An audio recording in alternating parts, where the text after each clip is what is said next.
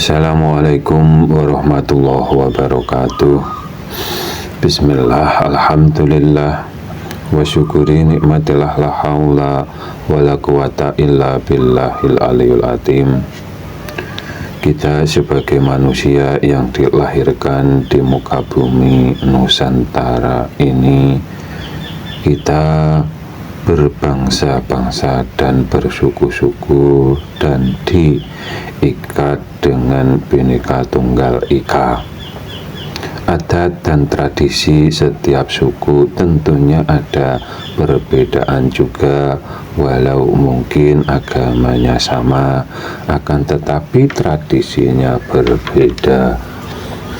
Dan apabila memahami perbedaan yang dicari hanya perbedaannya semata-mata, dan tujuannya bila hanya membenarkan golongannya sendiri, tentu yang didapat hanya perbedaan, walau itu serupa akan tetapi akan dipahami beda.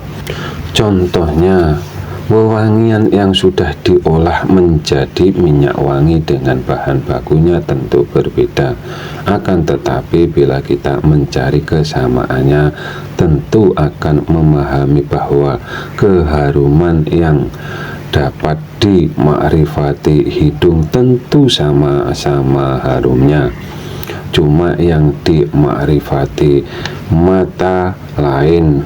Kalau yang sudah menjadi minyak wangi berbentuk cair yang masih dari alam berbentuk bunga, dan filosofi menabur bunga selain untuk mengharumkan tempat yang ada.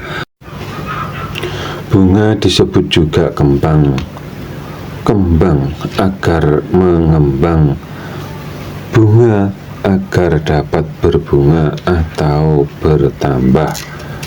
Tabur bunga sama artinya gugurnya bunga.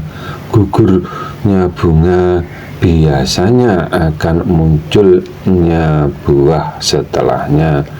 Tabur bunga yang dilakukan mengiringi pemakaman atau perjalanan menuju ke makam, atau tabur bunga di pemakaman orang tua atau gurunya atau para walinya, dan dengan mendoakan para ahli kubur agar apa yang ditinggal atau kenangan yang ada agar berkembang, tentu yang baik-baik seperti sifatnya bunga yang mempunyai sifat wangi atau harum, karena orang yang gugur bila anak turunnya mau mendoakan, itu filosofi. Setelah gugur bunga ada buahnya, dan itu menjadi kewajiban anak menjadi anak soleh atau solehah. Yang demikian juga perlu diilmuinya, karena yang perlu didoakan itu ruhnya si mayit. Bila ada yang bilang berdoa dan mendatangi kubur, mereka bilang menyembah kubur, berarti mereka sholat menghadap ke Ka'bah. Yang disembah hanyalah sajadah atau Ka'bah. Begitu juga yang menuduh bila tidak ada orang Arab, orang Nusantara masih menyembah pohon, juga yang disembah Ka'bah atau sajadah saja. Itu atas dasar pola berpikir mereka sendiri yang menyatakan seperti itu. Sesungguhnya yang perlu didoakan itu ruhnya si mayit. Soal sampai apa tidak itu tergantung doa tersebut karena siapa. Bila yang dianggap Tuhan itu berhala atau makhluk, tentu saja tidak sampai, karena Amal yang diterima Allah Subhanahu wa Ta'ala hanya yang beragama Islam. Yang disebut Islam itu iman kepada pencipta semua dalil, bukan beriman ke dalilnya.